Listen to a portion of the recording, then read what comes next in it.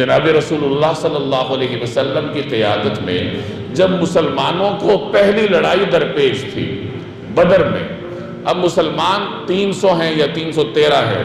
گھوڑے صرف 2 ہیں، اسلحہ بس برائے نام ہے، اور مقابلے میں دشمن جو ہے وہ 3 گنا بڑا ہے، اس کے پاس اسلحہ بہت زیادہ ہے، طاقت بہت زیادہ ہے، مال دولت کی ریل پیل ہے۔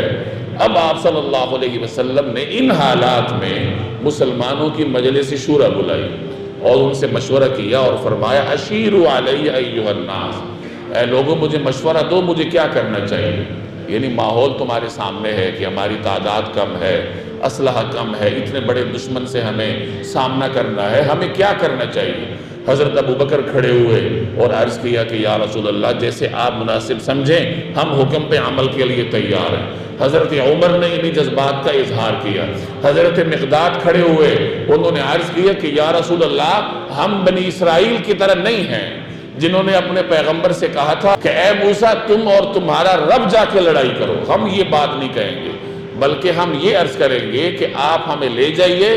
آپ ہمیں بر کے غماد تک بھی لے جائیں گے تو ہم لڑتے بھیڑتے وہاں تک بھی پہنچ جائیں گے۔ تو ان کے عرض کرنے کا مقصد یہ تھا کہ آپ ہمیں دنیا کے دوسرے خطے تک بھی جانے کا حکم دیں گے تو ہم جانے کے لیے تیار ہیں۔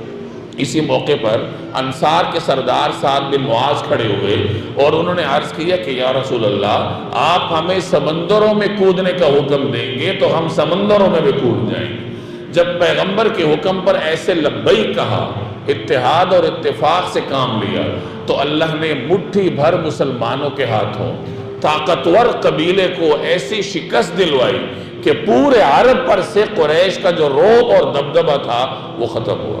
اسی طریقے سے جتنے بھی غزوات مسلمانوں نے لڑے ہیں نبی کریم صلی اللہ علیہ وسلم کے زمانے میں اللہ نے انہیں فتح اور کامرانی عطا فرمائی ہے، باوجود یہ کہ مسلمانوں کے پاس ساز و سامان نہیں ہوتا تھا۔ تو اس کی وجہ یہی ہوتی تھی کہ جب مسلمان حضور صلی اللہ علیہ وسلم کے حکم پر عمل کرتے تھے